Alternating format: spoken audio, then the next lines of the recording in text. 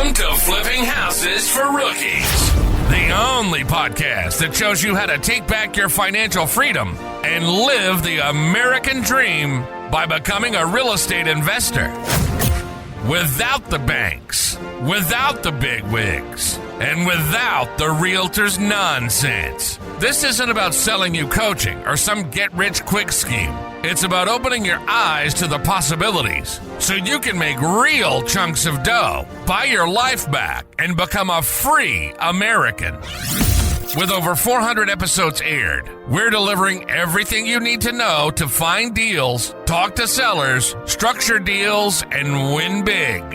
It's time to take action, change your mindset, and claim what's yours. Real estate is the key to your freedom, and we're here to show you the way. Subscribe now and catch our latest episodes on YouTube at Flipping Houses for Rookies, because your financial freedom starts today. Now, here are your hosts, Bill and Pete.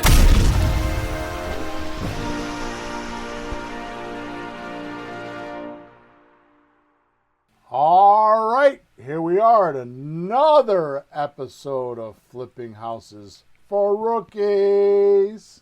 How are you, Peter? I'm good. How are you? I'm okay. And I hope everybody else is good listening. If not, get good. Software's telling me that we're not broadcasting on Twitter. Okay. We'll just delete that. We don't need that crap. All right, so today's podcast... today's podcast is number 470.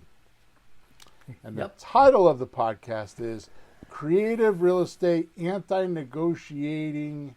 I'll give that to you again. Hang on one second. I just want to make sure. Okay, we're good. Because there's signals on my computer. Sorry, X is doing something on my computer. I thought maybe we weren't broadcasting live, but we are. Okay. All right, so here we are, episode number 470. Today's title is Creative Real Estate Anti-Negotiating Secrets for Gargantuan Profits. Here's the description. Breaking. Psychological loophole discovered in creative real estate negotiating. This controversial new approach to creative real estate deal-making is sending shockwaves through investor circles after several investors from our inner groups report their better-than-expected results. What we are about to reveal is so powerful, so dangerous to the guru establishments, they may try to shut this episode down. I really believe that, Peter. Oh, well, hey, Bill, I wouldn't put it past them, the dirty. Exactly. They want you to fail because when you fail, you keep buying their courses, their books, their garbage systems that are designed to keep you broke and desperate. But today we will uncover the truth about how to get deals without negotiating. This psychological mechanism bypasses the human mind's resistance patterns. By the way, Peter, Are you ready for this bombshell? Always prepared with you, Bill. What? What? Guru establishments use this on you to suck you in. So you know it works. And once you understand the psychological principles behind anti-negotiating, you'll find it is impossible not to do deals. Impossible not to do deals. So let's dive into this breaking new development. Cool. It's not really new. It's just the first time I'm sharing it. So anyways, Here we go. Make sure you like us wherever you're watching us or listening to us. Make sure you subscribe to us so you know that when we're on the air, you can listen. We record every Thursday morning at 9:30 a.m. I've added a bunch of platforms, Peter. You're saying. Yeah. So we're broadcasting to 5 or 6 different social media. So for some of you, this is a new experience. Welcome, welcome. Make sure you head on over to Amazon. Type in my name, William Hawthorne, Hawthorn, and grab my book called Leads, Deals, Cash, Creative Real Estate Operators Manual. Very, very exciting book. I'm getting a lot of reviews, a lot of feedback, especially if you're new to the business and you're trying to figure out how to make your first deal and how to go from there and when to do your second, when to do your third. It's a step-by-step blueprint. Matter of fact, I never read this, but I'm going to read it today. It's the subheading on the book. Mm-hmm. It's brand new and revealed today. How to retire early with leads, deals, and cash booster blueprint. So it's the actual blueprint on how you're going to make a bunch of money with real estate. So go ahead and grab that. All right, Peter. So here we go. You ready to get started? I'm ready and primed. I've spent 30 years, Peter, 30 years studying and watching other investors struggle with the same fundamental problem. 30 years. I can't even count how many people I've seen this. This, by the way, is how I learned. This, by the way, is how I got to be where I am because of this exact fundamental. Here it is. Mm-hmm. They know creative real estate strategies enough intellectually, but they can't get sellers to say yes and close the deal. And I've chased my tail on that for 33 decades, 30 years. Mm-hmm. And the solution ends up being easier than you might think. It's not about learning more creative finance deal structuring or even mastering negotiating tactics. It's not that. It's way simpler than that. Yeah. It's about understanding some basic truths about human psychology that we all have, but most investors miss this point. They skip right over the top of it. Mm-hmm. And by human psychology, I mean this. The scientific study, and study means either by reading or observing. I'm talking about observing. So study doesn't always mean like sit down, read a book, take a test. Right. No, watching real people doing real things. That's probably why people are watching you right now. Like, what does this guy know? Bill, we're studying you. Yeah, that's dangerous. But like sometimes, I'll be somewhere and I'll be with my kids. They're older now, but they're like, "Dad, you okay?" And I'll be just like staring at something or observing something. Like this happened to me not too long ago. This happened. I got somebody to just put in a big comment there for me. This happened to me not too long ago. I was going to New York for a convention for the church, and I was in Metro North, which is the railway that goes between Connecticut and I was just kind of like observing like how it all works and how long has that railroad been there, right? And it's still going. I mean, the rail cars are decades old. Yeah. But they're in good shape, and how the ticket person comes through, and it's just all incredible. It's just incredible. And I just learn from stuff like that, right? Yeah. Hang on one second. While you're doing that, I have a friend for the audience who is totally into trains and knows everything. You have a conversation with him, he'll tell you when it started, when it changed from this train group to change the name. He collects things. He looks like a conductor. He looks like one. Right. Interesting. All right, cool. So, anyway, so let me go back to that. So, by human psychology, we mean the scientific study or observation of the human mind and its behavior. Now, here's the thing that you need to understand about the human mind. It's very obvious. Yeah? You can't see it. I was going to say, well, what do you mean the human mind? People talk about it, but they don't know what it is. We can't see it. It's kind of invisible, or is it? So what do you think? You can't see it. So the only way you can understand the human mind is by the physical doingness of a person. Like they might say, "I really like you. You're my best friend," and then don't call you for 3 months. Uh-huh. Right? So which one would you believe? Sure. right? Sure. Which is the reason why I've often used this habit as look, don't listen, right? So Oh, you're yeah. looking at what they're doing, you're not listening to what they say, Mm-hmm. right? So it explores how people think and act when we delve into talking about their real estate transactions.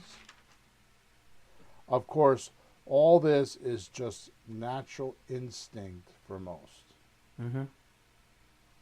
But there actually is a scientific approach to this, and we're going to cover that exact science today so you can make sure deals get done and clients are happy. Sure. Right? Sure. So I've run sales crews for a long time, in different businesses. And one of the things I learned a long time ago when I was on the road, I would travel. I was a traveling sales guy for 45 weeks a year. I was on the road, 3 days a week, 3 days a week, 45 days a week. I remember that you were. I saw you. I saw you not here. I saw you gone. Yeah, you were there. And it was consulting for automotive repair shops, right? Because I owned an automotive repair shop for 27 years, right? And one thing that I had to teach my sales guys was collecting the money from somebody is not the product. Like if I have somebody that's going to be a coaching client, collecting the money is not my reward, not my product. What I need to do is make sure that once they pay the money, they're ready to be coached. They're ready to be delivered to. So too many people think that, once they get the document signed on a deal, they have a deal. Yeah. But that's not true. It's they have to be able to sign the document and be ready to work with you. That's just the beginning of the journey. It's not the end of the journey. That makes sense. Right? Yeah. All right. So first, realize anti-negotiation is the complete opposite of what most investors are taught. Mm-hmm. Instead of back and forth battling over terms and price, it's a collaborative or a joint and shared exploration of possibilities. Some fancy words there, but it's a collaborative, meaning together, or joint and shared exploration of possibilities for you and the seller. No, that makes sense. That makes sense. Anti-negotiation transforms you into partners solving a common problem. It's not a you give, I take type of thing, or you give, they take type of thing. Yeah. Right?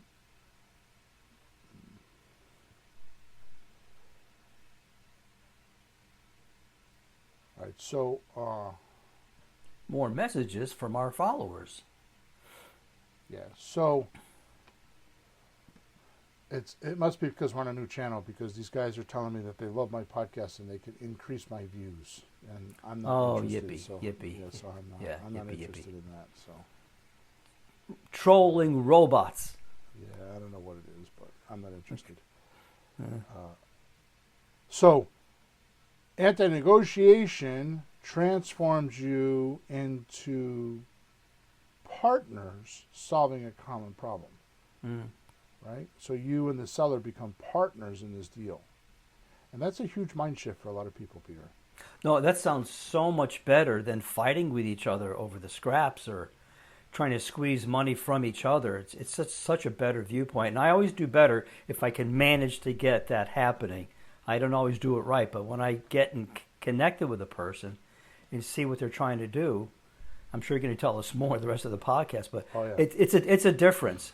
I felt that, like, what do you when you really connect with somebody and you're trying to work with them, it's totally different. You're going to be surprised in a couple minutes what I did. I don't even know how I came up with this, but oh yeah, good. Yeah, it was one of those aha moments. So good.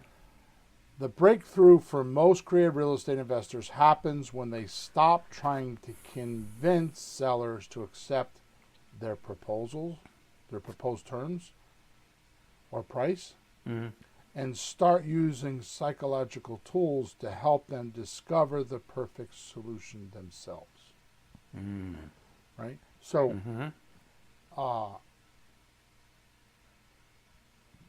we talked about the Socratic method, right? Yeah, Socrates, the smart guy. The Socratic method is to answer questions. I'm sorry, to ask questions and have them answer questions. Right. Yeah. The reason why you do that is because then they come to their own, like they thought of it. Oh, this is a good idea. Even though you guided them, and even though you showed them, you do this with kids all the time. Like you coax them into having their own epiphany or realization or cognition or whatever you want to call it. Right? So it becomes their idea. Sure. And when it becomes their idea, it's not covert or anything. It's just when it becomes their idea, it's just different. Sure. Right? Well, nobody likes being told what to do. Right. Or sometimes convinced, people like that. Like yesterday, I spent 3 hours with my attorney at $350 an hour. Oh yeah. On some lawsuit, right? So, the interesting thing is I'm expecting him to tell me what he's going to do, and I kept asking him, and then finally I said to him, "Well, if I was you, here's what I would do," and that took an hour. Yeah. And when we got all done, he was like, "I am so glad that we talked." Right? So I was expecting him to give me the answers because I'm paying him $350 an hour. Yeah, right? but you know what's funny about this? Excuse me 1 second. Who's more vested in having a solution to your lawyer problem, and who's more vested in having a solution for the house problem? You as the client and the seller as the seller. They have more skin in the game, so they should be like more willing to work with you and dig around and work at it, because it's their, the lawyer can just go to the next job, but it's your scene. You need it. Right. Sort it out. And the seller needs a solution to his house. We can move on to the next guy. But this guy with the seller with his house, that's it. He needs us to help him find what is a good solution. Right. Makes sense. So when you do it this way and you switch it around, instead of trying to convince sellers, instead you use psychological tools like asking questions. And I'm going to give those all to you in the next couple of minutes. We're going to be kicked off to it, right? Mm-hmm.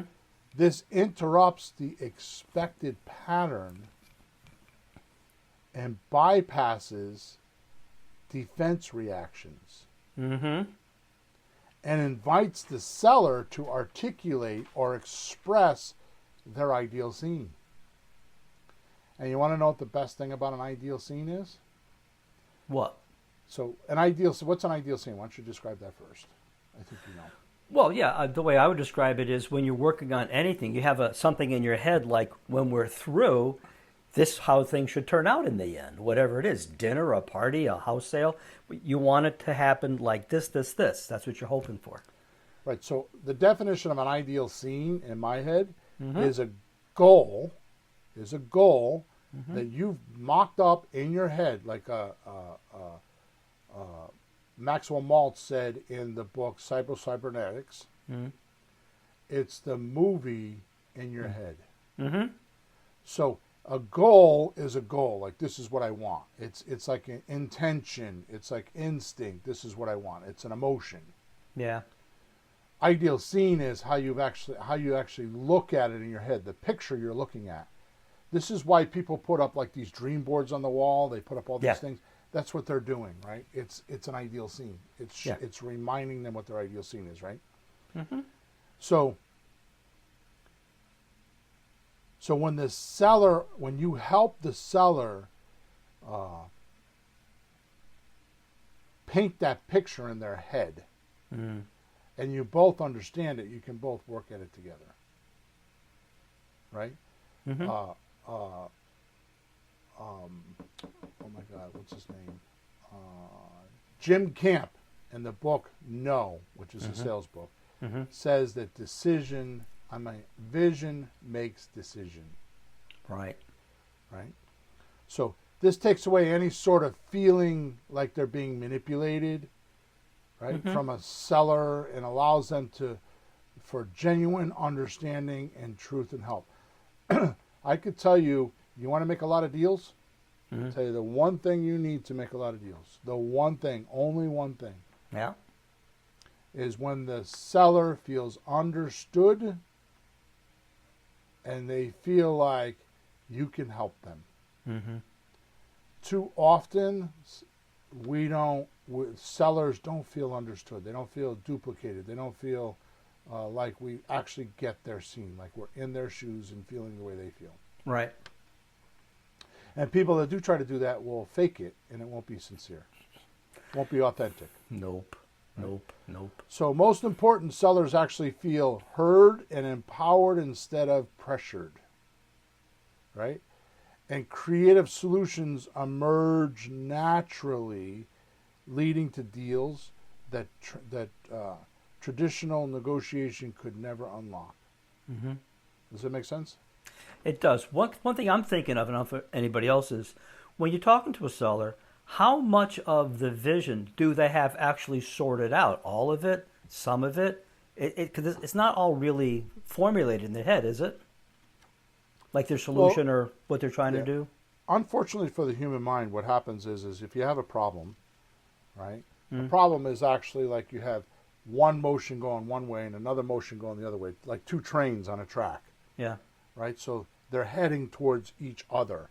Mm-hmm. And when they meet, one train is stronger than the other, and it pushes it one way or the other. Yeah. So let's say you're the train on the left, and we'll say counterintention is the train on the right. When they meet, the counterintention train pushes you backwards, Mm-hmm. and you don't get what you want. Right. So what happens is people. So that's the definition of a problem. Is there's two ideas, right, Mm-hmm. that are conflicting. Yep. So when you think of a solution, you're thinking of a solution like, oh, that's a solution, and it gives you hope to stop the conflict. Mm-hmm. That hope may be completely imaginary, Mm-hmm. right? So a seller can't sell their house, Yeah. right? And oh, well, I'll just list it with a realtor, and they feel like that's the solution. That's the hope they have. Well, I'll just give it to the realtor, like me with my lawyer paying $350 an hour, right? Which, by the way, I've thought about doing this many times, and I haven't done it, What? is get national average statistics on how long a realtor spends on a deal and how much they get paid and what you're actually paying them per hour, Wow. That's juicy. right? Mm-hmm. So I don't want to get into this because we're behind, but after this podcast, I'm going to talk to you about this. But one of the things that I want to do in the Creative REI Replay system, which is our software system, it's creativereireplay.com, where we put leads in your account and we have a bunch of AI and all that stuff that makes appointments for you and all that shit. One of the things I think I want to do is I want to implement a bonus for making an appointment. So it's something that they'll want to come to an appointment with you to hear your offer, and they get something that they want. And that bonus, I've named it as how to sell your house in 7 days or less for a fair price on the date of your choice. It's something like that. So anyways. And have a report to show them how they could sell their house within 7 days and give them, choices. Yeah. That's a good idea because you're giving them something that empowers them to understand their opportunities. I was going to say options. Also helps us because they know that what's going on a little better. So if we work with them, they're more knowledgeable, they're more educated. That's clever. Yeah. So anyways, I don't want to get to. That's one of the problems with this business is we spend too much time educating. Yeah. Yeah. All right. Cool. So here we are. Here's what I've done. It's the dual psychological barrier most investors never overcome. There's two frameworks they don't ever overcome. So today, I'm going to reveal something I've never shared before.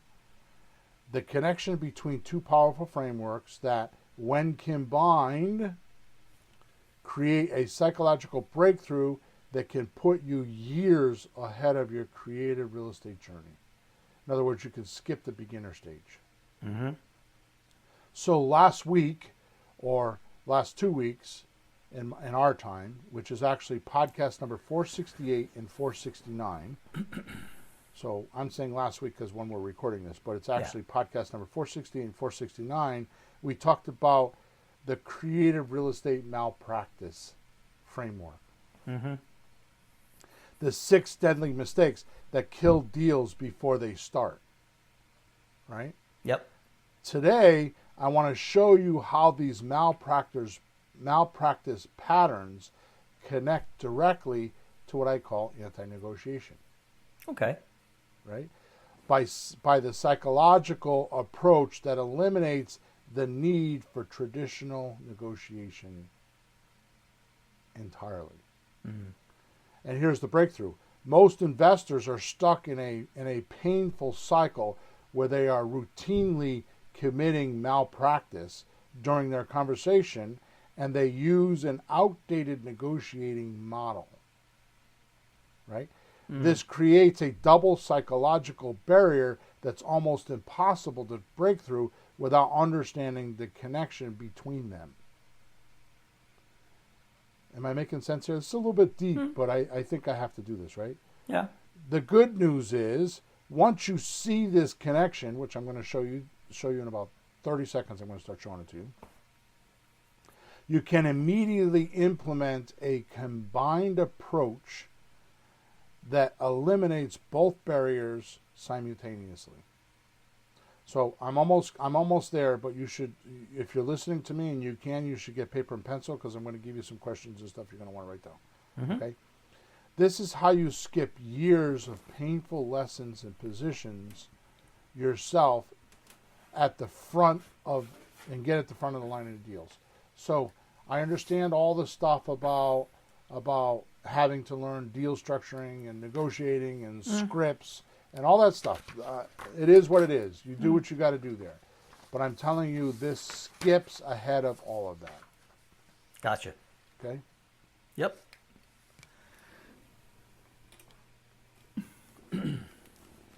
Boy, you getting a lot of messages today? Oh, my God. There's like 6 of them.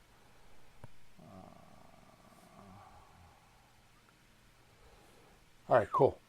Well, I give him credit. He's on my podcast, or he was on my podcast. I think he left. When you said I'm not doing any of that, maybe? Yeah. He says I'm not trying to promote anything. Just wanted to share what's working for me. I've made over 20K in a few months using a site called whatever. Yeah. All right, so here we go, Peter. Ready? I'm ready. So first barrier of malpractice is your offer isn't working. Mm-hmm. So we covered this in podcast number 468. We covered the 6 malpractices. And then podcast number 469, we gave you all the solutions to stop doing that.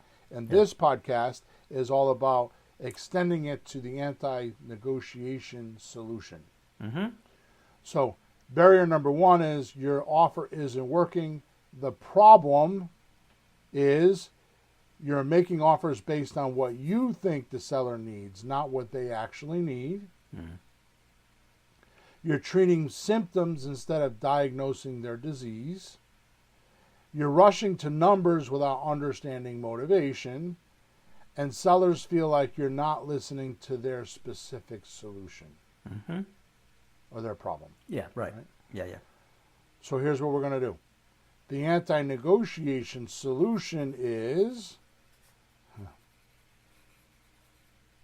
and you're gonna want to stab me in the eye with your pencil when you hear this one. It's a good thing you're not in the same room anymore. The first thing you're going to want to use is to use the 12 magical words to make every deal, anytime. Whether if today's the first time you ever heard the words creative real estate, you could make a deal using these 12 words. Yeah. If you've done 1,000 deals, you can make more deals using these 12 words. Mm-hmm. But I'll get to that at the end of the podcast. Ah, nice one. Nice one. Come on. I'm just busting. Come on. Here they are. Ready? Yes. What would have to happen for me to buy your house today? I lip synced as you said it. What would have to happen for me to buy your house today? I don't care if you just bought a list, right? Like suppose you were to go to My Plus Leads, which we use their leads, right? Or you had PropStream or Property Radar, and you had all these leads. If you just literally called them up and said, what would have to happen for me to buy your house today, you'd get deals. Minimally, you'll learn a whole shit bunch of stuff about your seller. Right? This, by the way, this is the reason why we've used it for so many years. This creates a pattern interrupt and bypasses defense barriers. When I used to teach sales back in the day, which I was really sloppy at it, now I can't even imagine some of the shit that I did, but I used to teach sales is like, and this is not sales, this is negotiating, but it's like playing tennis. Only time you have to do anything is when the ball's in your court. And your only job when the ball's in your court is to hit it back into the other court. That's right. That's your only job, right? And sooner or later, you'll get enough information, you'll say, okay, here's what I can do. Yeah. Right? So it shifts, it creates a pattern interrupt that bypasses defensive barriers. Let me give you an example. Just a couple of examples that are not real estate related. Everybody says you're fat. Oh, well, who's everybody? Who said that? When you get the specifics and take the generality away, all of a sudden you interrupt the pattern. Yeah, if you can do it though, but most people are going to get introverted on what's said about them and get defensive instead of being objective. Now let's do this with real estate. Okay. Seller says to you, I get five people like you a day calling me. Yep. And I say, well, do you have any written offers? Yeah.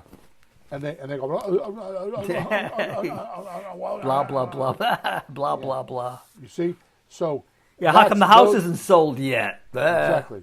So those are the interruptions. Like those questions are interrupters that bypass the circuit they're on. Yeah. Right? Because it's like pushing a button on a conveyor belt and it just turns on and goes, and this breaks it. Right? Yeah. Well, it's like they're batting it back at you. Yeah. But you say something like that, they have to say something. Right. So shifts the conversation from your agenda to their needs. Right? When you say, what would have to happen for me to buy your house today, it shifts you saying, I'll give you this much, or this is what I can do, over to like, well, what are their needs? Yeah. With 12 words, right? And it invites them to articulate your ideal scene in their own words. Right? I said there. It should be, let me do it again. Yeah. It invites them to articulate. What does articulate mean? It means like explain it clearly, put it into words with that vision they have in their head that you can't see. They have to tell you so you can get an idea of what are they thinking. So articulate means to speak or express oneself clearly and effectively. Right? Let me see if I get another definition here. Yeah, I like tying it into what you're saying, though. This person has a vision in their head that we can't see their mind. This is how we see their mind when we ask the questions. So they explain what they're thinking that we can't see. How else are we going to understand? Right. They must articulate. You need to clearly understand their objective. So what most people miss is the most obvious things. Like, I'm going to give you an example. I was with my lawyer yesterday, so I'm getting sued because one of my tenants lit a pilot light, and they say the furnace blew up. And they got injured. Yeah. So I go through this whole thing with my lawyer yesterday, and this guy's $350 an hour. He's not a slouch. Big firm, big office building. Yeah. And we get in, and once I realized that he was not giving me advice I needed, I popped the question on him. And this is what I did, is I did the interrupter, and I bypassed everything he was doing. Wow. With one question. Because they're trying to prove negligence on me taking care of the furnace. Yeah. And that's what the lawsuit's about, right? So I asked him, I said, I have a question for you. said, yeah. I said, do you have evidence that the furnace blew up? He said, what do you mean? I said, well, I have pictures of the furnace, and let me ask you this. What do you envision when you hear the word blown up furnace? and he actually, his head nodded a little bit. He goes, that's a good question. And I said, okay. He says, I said, so do you envision like mangled metal, like a crashed car? He goes, yeah. I said, so if something blew up enough to damage somebody, wouldn't there be like fire or flames? He goes, I would think so. I said, well, it's interesting because the furnace has a little cubby hole in it, and there's a gas valve there, and there's wires there, and none of them are melted. And there's no mangulation to the furnace at all. It looked exactly like I had left it a few weeks before, because I was there to service it myself. And there's no burnt paint on the furnace. There's no remnants of a blow up. He was like, oh my God, that changes the whole case. I'm like, yeah. That's interesting. Because I introduced the interrupter and bypassed his thinking. Well, about 2 minutes ago you said, oh, the furnace blew up in his face. And I'm thinking, people are just going to believe that it happened just because somebody said so. You said it. The fireman did. Yeah. And the fireman called the gas company and they shut the gas off. Yeah. And it cost me $3,000 to put all new gas pipes in because the gas company wouldn't turn the gas back on until we had a pressure test and yada, yada, yada, yada, yada, yada, blah, blah, blah. And it was all because of verbal circuitry. Someone said. Yep.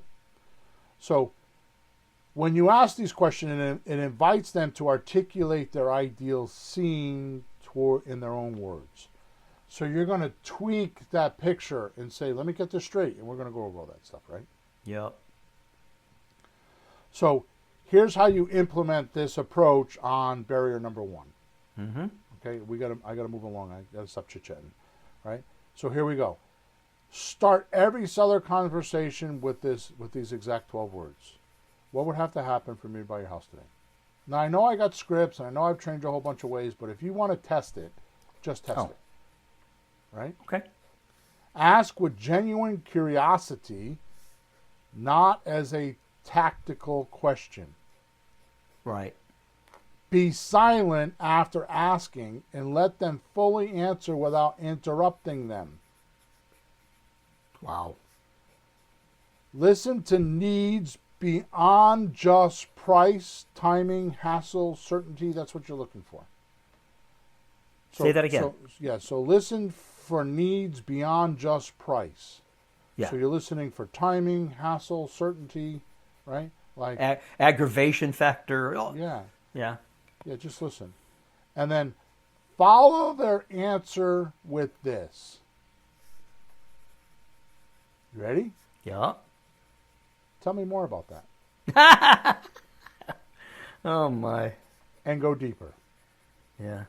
This is anti-negotiating. Yeah. Bill, you're not going to believe it. I'm trying not to say this, but yesterday I've had a dry spell. I've had a tough week, but I forced myself on the phone. I found a phone number. Somebody called in. I had no data at all. I knew that she called in. So I called her. It's like, I don't even have her name. And it turns out she goes, it was a text from the Google Voice. She goes, I know you're probably a wholesaler, but, you called me, so you want to call me? I'll get on the phone. She goes, well, you're probably a wholesaler. I said, no, I'm not. Tell me It turns out she bought a house with the husband for her son, hopefully someday in the future, as an investment to help the kid out. In the meantime, he gets diabetes. He doesn't want to do it. He can't do it. They start taking the house apart when they bought it. They haven't ever rented it. They've had it for years. The top floor is gutted. You can live in the downstairs, but we don't know what to do. And I had to get off the phone because I had an appointment. I hardly asked, but she was doing what you're saying. Like, lady, what's going on? Oh, my God, my son is sick, and we got the thing. We don't know what to do. That's the kind of problem we're looking for, isn't it? Exactly. And I got off the phone. I'm thinking, oh, wait a minute. I know. So I just thought about it this morning. We had a couple minutes to think of what we could do to help her. Who's going to buy that house? Right. Aha. I think I know. So that's another story, but it's exactly what you're talking about. Yep. Yeah, I don't know what the house is worth. Yep. I said, by the way, at the end of the... That's all secondary once you find out the willingness or the motivation of the seller. Yes, you're so right. At the end, I said, wait a minute. What's the address? Yep. I did, yeah. So what you're saying makes so much sense, having kind of gone through that yesterday. And I had to get off, but in 9 minutes, I had all that. Nice. Phew. All right, barrier number 2, all right, of our malpractice, right? Yeah. It's what I'm calling commission breath. Now, why did you call it? I didn't have it. Commission breath. Why that? Like bad breath? Or? Yeah, so as soon as I explain it, I thought I explained it in 2 podcasts, but it's desperate energy focused on getting the deal. I'm just curious why you called it breath, that's all. Because you're close enough to them to make them feel like you got bad breath. Good. Right? I'm just curious on the this symbolism. is where your negative energy or your what we used to call neediness is just pouring out of you, and just you're making them run away from you. Yep. Right. Yep. You're pushing for decisions before the seller's ready. You're making it about your timeline instead of theirs. Yeah. Right. Sellers can smell being the commission breath, right? Sellers can smell your desperation and put their defenses up. Yep. Put you on the defense, right? Yep. Now the anti-negotiating solution is explicitly acknowledge their veto power. Yeah. Wow. Never used those words before. No. Explicitly acknowledge their veto power. And you do it like this. You have complete freedom to say no to anything that doesn't work for you. Ah. You tell them that. Yeah. Yeah. Look, I have an idea, and you have total freedom to just say no to any of it. But let me explain it. Mm-hmm. Okay. Right? You're creating space for them to feel like they're in control. Right? Mm-hmm. You're removing pressures that trigger defense responses. And you slow down your speech and make more pauses. Oh, so they have a chance to say, I don't like that? No. So Why? they have a chance to digest what you're saying. Yeah. Yeah, that's true. You just pause like if you say, like I do it, I just did it with you. I do it all the time with you. I do it all the time with everybody. I'll say something and then I'll pause and I'll wait for your response. Well, as a teacher, I have to make sure my students go, oh yeah, before just blah, blah, blah, blah. Tell them 10 things, of course. But on the phone, and off the phone, you really got to be careful because you can't see if they're like following with their face. Okay, so that's good. how do you implement this? You start the conversation with, now Peter, you're going to laugh your ass off because the first time I did this in a house, I thought you were going to faint. You turned pure white. Yep. Okay. I worked hard to get that appointment. I'm gonna dampen it down here. I'll tell you what I really say when I'm in a house, but I'm going to tell you what it is. I'm not sure I can help you, but I'd like to understand your situation. Yeah. Now, when I'm in a house, I'd say, after they tell me the whole thing, well, you know what? I'm sorry to say, I don't think I'm your guy. I don't know if I could buy this house. You sucked it. There was no air in the room after you said that. The air was sucked out. Right. So you start the conversation with saying, I'm not sure I can help you, but I'd like to understand your situation. Use phrases like, you're in complete control here, right? Yeah. Or, this only makes sense if it works for you. I use that one all the time. I have an idea, but this only makes sense if it works for you. Right? Ask, does this feel comfortable to you? Right? After presenting ideas, give them multiple options rather than a single solution. Right? So there's comparativeness there going on. Right? Focus on solving their problem, not closing your deal. Yeah. Barrier number 3. Prescription without diagnosis. Oh. This is malpractice number 3. The problem, jumping to creative solutions before understanding their problems. Explaining how deals work before knowing what they need. This is what I call giving. This is what I call giving a creative real estate seminar. Yeah.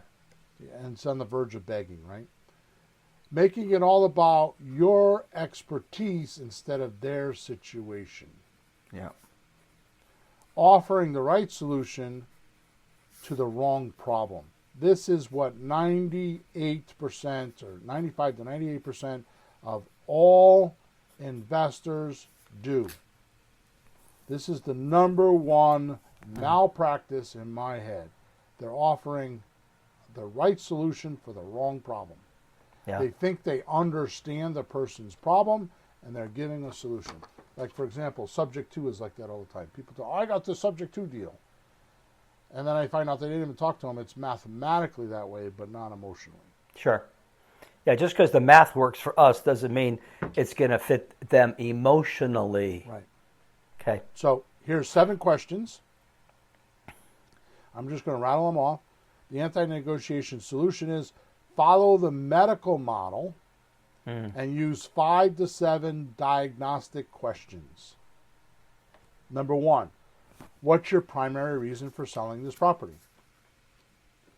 Right? These are in my scripts. What's your primary reason for selling this property? 2, what have you tried so far to solve this situation? So again, 2, what have you tried so far to solve this situation? Yep. 3, what would your ideal timeline look like? To me, these are common sense questions, but evidently not, because not enough people are asking them. 3, again, repeating it. 3, what would your time, well, I'll give that to you again. 3, what would your ideal timeline look like? Yep. Number 4, what's more important to you, getting your full price or certainty of a closing? That's off of one of your questions. Right, so 4, what's more important to you, getting full price or certainty of a closing? Number 5, are there specific terms that would make this easier for you? So that's 5. Are there specific terms that would make this easier for you? 6, what would your ideal scenario look like? Repeating it. 6, what would your ideal scenario look like?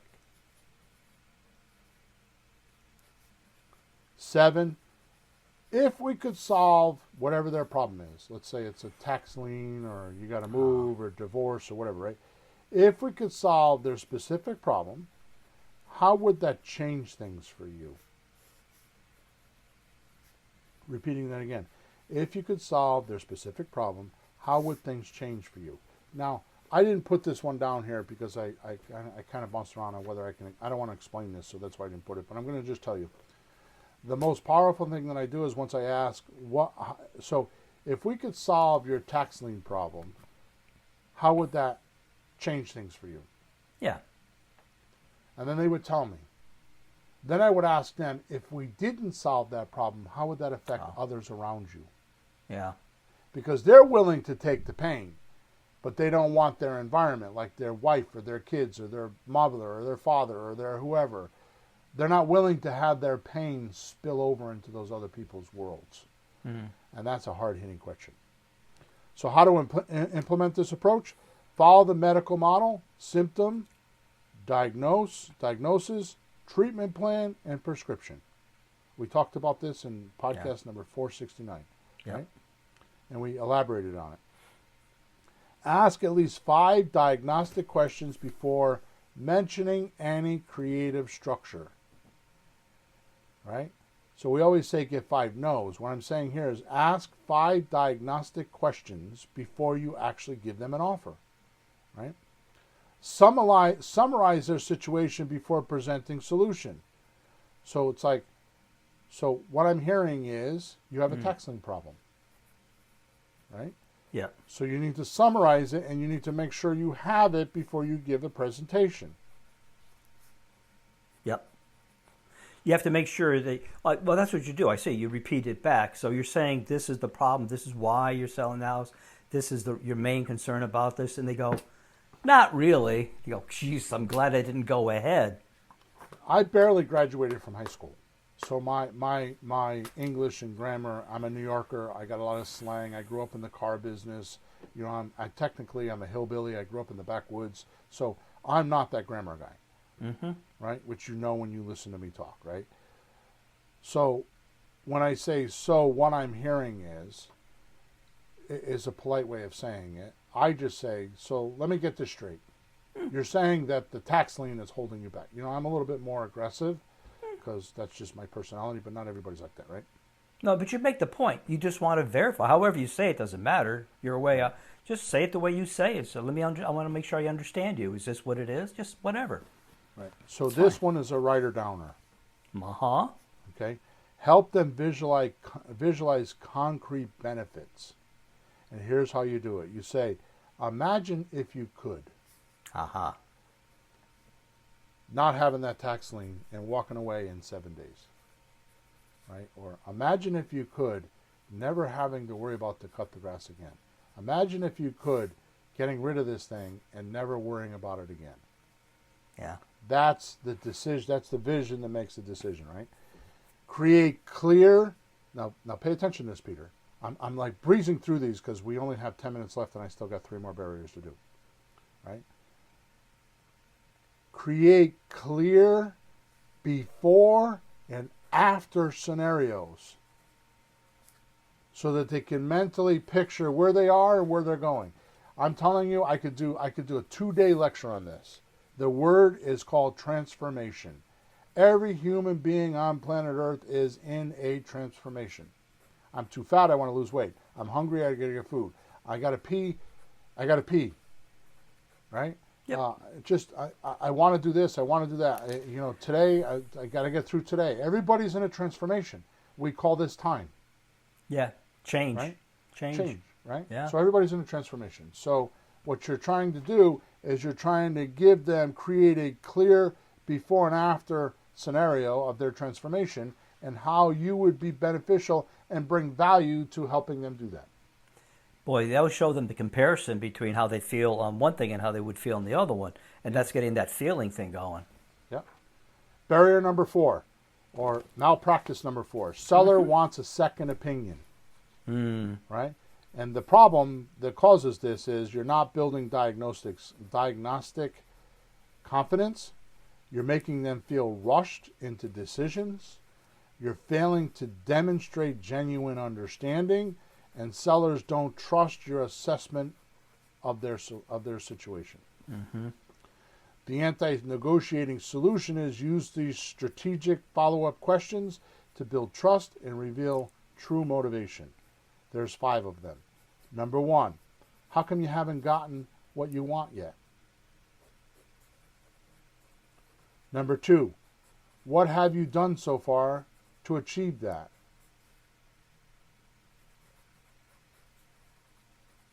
Number 3, how long have you been trying?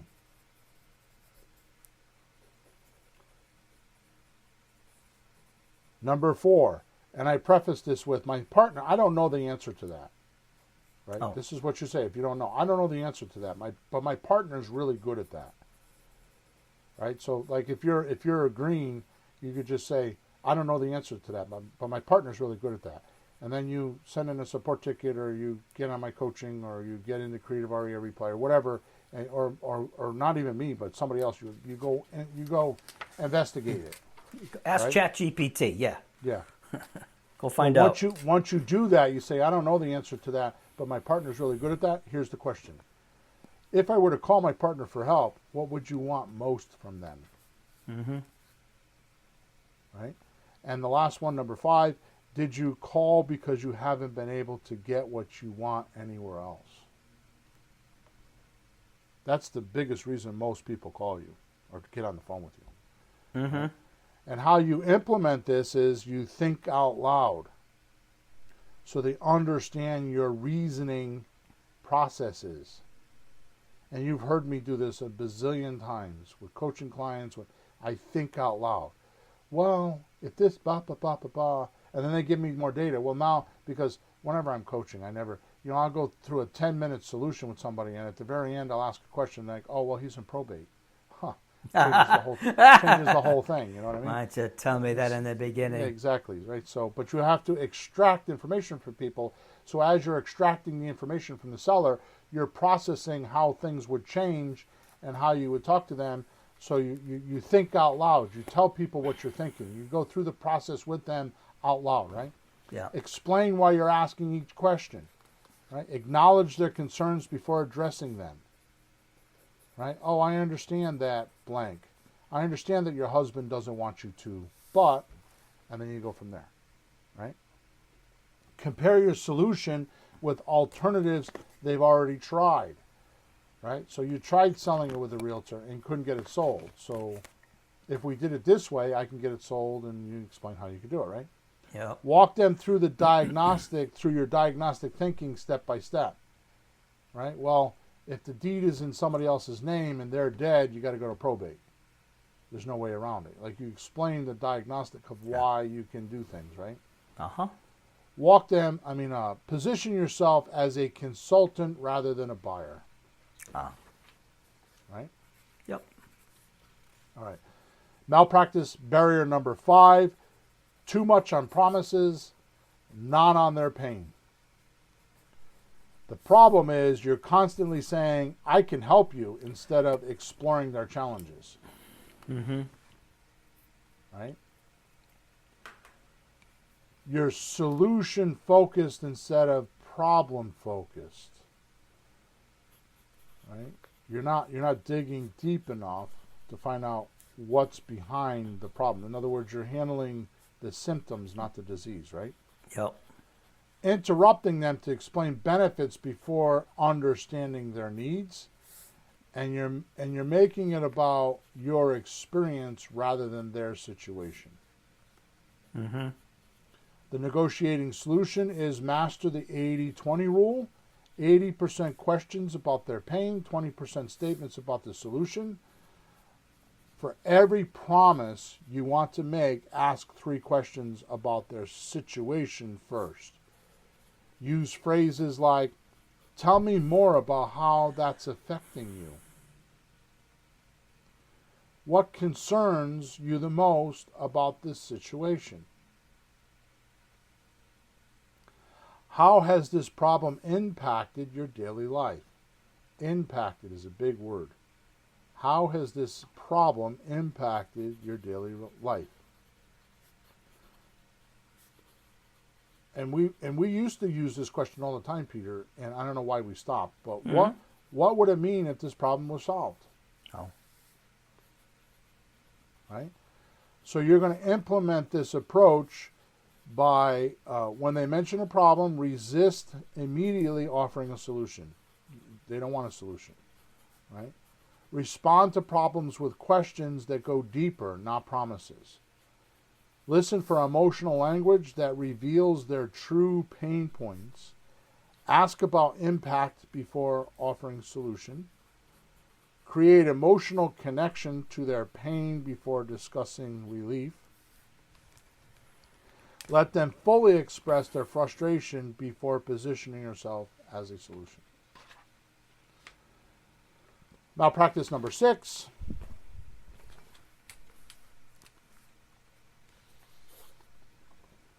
Your deals consistently fall apart. In other words, you're on the phone with them, they say they got a deal, and they go to sign paperwork, they don't sign the paperwork. They disappear or ghost you. Yep.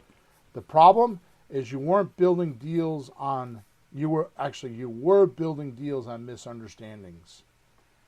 You were given a seminar and it went over their head. You were too technical, you talked too much. You didn't concentrate on them. I read this book one time called The Asking. I don't even know if it's still in print. Do you remember the guy's name? I think it's, I don't even know where the book is. It's called The Asking. Mm. I met this guy live at an event. He was like, this was like 10 or 15 years ago, and he was like 90 years old then, but The asking is about church donations. People that he teaches people how to get donations for their church. Okay. Yeah. Right? Yep. They did a study, like when they did cycles with people, in other words, asking for money, Yeah. like all based on who talked the most. And the short story is that there were people that didn't remember the next day what they talked about. But then there were people that remembered 5 or 6 weeks later what they talked about. And the difference was whoever talked the most remembered the most. So if the person that was being asked for a donation did 80 or 90% of the talking, 5 weeks later they would remember that. Interesting. So if in this case your deals consistently fall apart, they don't remember what you said because you did too much talking and they didn't do enough talking. Mm-hmm. Right? You're not getting explicit agreements on the problem before presenting the solutions. You're assuming you know what the seller wants instead of having the seller tell you what they want. And sellers get cold feet because agreement was built on a shaky foundation. Mm-hmm. It was too much about you, not enough about them. Yeah, they really didn't feel you could help them, ultimately. Right. Well, you didn't understand their problem, and they don't feel like...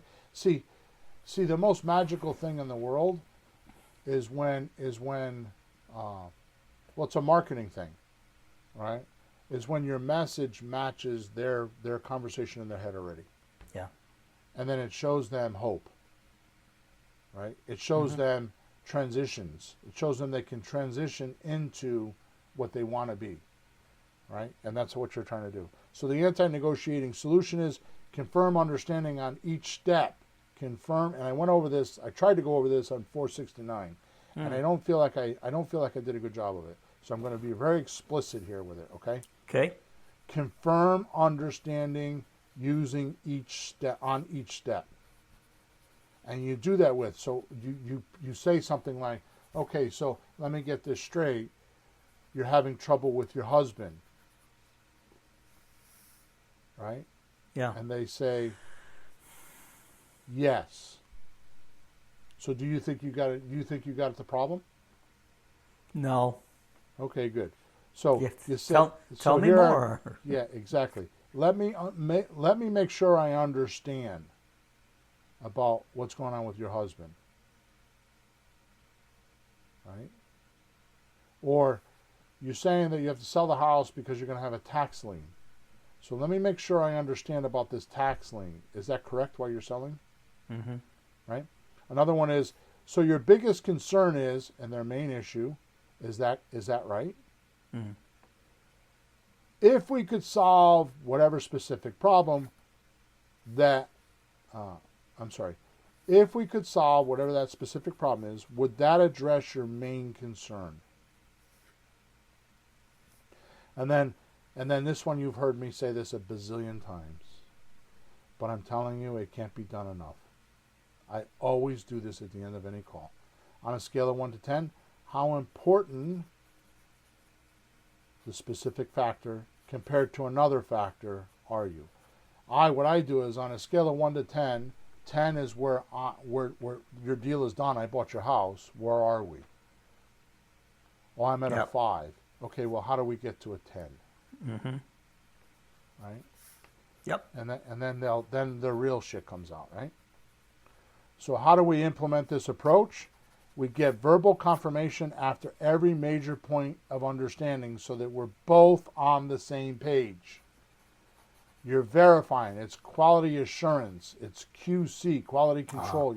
You're making sure you're putting in quality control on every major point to make sure that you're fully understanding what they're going through. Use phrases like, let me make sure I have this right. Frequently. Create written summaries of what you have agreed upon. Establish clear priorities among their various needs. Right? So, what did I just say? I want you to, because that's important. Establish clear priorities among their various needs. Well, priorities, you'd want to know like first, second, third. Like if they're telling you, I need to move in 3 months, and we need the toilet fixed. So the toilet you can fix quickly, but you have to keep prioritizing. So you need to move in 3 months, right? Okay, we're going to do this because you need to move in 3 months. Okay, I called the blah blah because we need to do that so you can move in 3 months. I need you to sign this so we can get you out of here in 3 months. That is correct. That is correct. The way I also use it is okay, so if we do this deal, here's what's going to happen first, here's what's going to happen second, here's what's going to happen third, here's what's going to happen fourth, and then are you able to do all that? Yeah. Right? Now, I can say that to my Creative REI Reply users because in the system there's checklists for every one of the deals. So you just get the checklist and you just read the next 3 or 4 steps and you sound like you've done it 100 times. Okay? Yeah. Well, you're painting the vision how they're going to get to what they need. That's right. And you're being very specific so they're not like, I wonder what's going to happen now. That's right. So get explicit agreement on the problem before discussing the solution. Check in regularly. Does that sound right to you?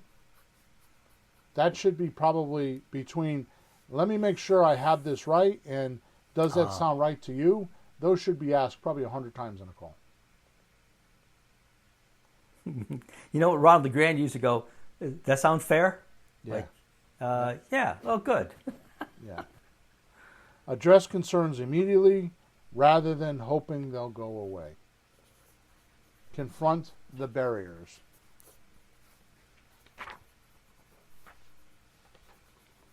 Oh, yeah.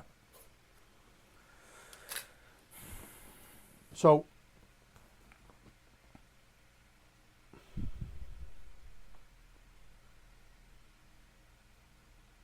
to summarize, to complete the framework, 1, you're going to interrupt the pattern by using the 12 magic words. 2, you're going to diagnose the prescription using the follow-up questions. 3, you're going to create vision by helping them visualize successful outcomes. 4, you're going to empower their veto by acknowledging their control. 5, guide with questions. I'll give it to you again. Guide with questions that reveal true motivations. 6, confirm understanding before presenting any solution. And 7, present solutions as discovery to their. So you're going to work on their solutions, not an offer. Yeah. Right, which replaces one malpractice habit of anti-negotiating, cure each day. This is for implementation. Record seller conversations to identify your default patterns. Practice with low-pressure situations first and build confidence. Create a checklist of key questions to ask every seller. Preview the framework before every seller conversation. And measure results by tracking changes in seller responses. Okay. All right, Peter, that was a lot today. It's actually a whole seminar. Well, it's all fitting really well with the other two, the 2 prior podcasts that you did. Right. So it fits. And, you have to, by the way, folks, repetition is important in education. So if any of this sounds familiar, good. It might get through our thick skulls. Yeah. Use it. I could, Peter. So thank you, everybody, for listening. I hope you enjoyed today. I know that I'm giving too much information. These are technically books and courses that I should be selling, but that's just my nature. We don't have any advertising here. We don't have commercials. We're not like all the other kind of podcasts that are looking to try to make money. This is just me trying to give back to the community. So the only request I have of you is to go to Amazon, type in William Hawthorne, Hawthorn, and look for the book Leads, Deals, Cash, Creative Real Estate Operators Manual, and get started. Like, that book is the blueprint. There is a whole chapter at the end of the book on anti-negotiation, which I pulled from today. I didn't put the malpractice stuff in there because that came up after I wrote the book. But I do believe I am going to write a book called Creative Real Estate Anti-Negotiating Secrets for Gargantuan Profits. But we'll see what happens. My time is kind of been pulled lately, so we'll see what happens. So eventually down the road, I'll get to it. Thank you for listening. Make sure you like us wherever you're watching or listening to us. Make sure you subscribe. Leave a comment if you so wish. And again, thank you for all your support. If you have any questions, you can go to flippinghousesforrookies.com, or you can email me at flippinghousesforrookies@gmail.com. All right? Over and out. Flourish and prosper. Talk to you on podcast number 471. This has been Flipping Houses for Rookies. The American Dream. What is it? It's called financial freedom, and with real estate, you'll have it. Without the banks, without the bigwigs, and without the realtors' nonsense. Bill and Pete are two real estate investors with 30 years plus of experience, hundreds of deals under their belts, and a mission to change the way you think about creative real estate. Do be sure to like, rate, and review the show. And after that, hit up our YouTube channel at Flipping Houses for Rookies /streams. We'll be back soon, and see you then on Flipping Houses for Rookies.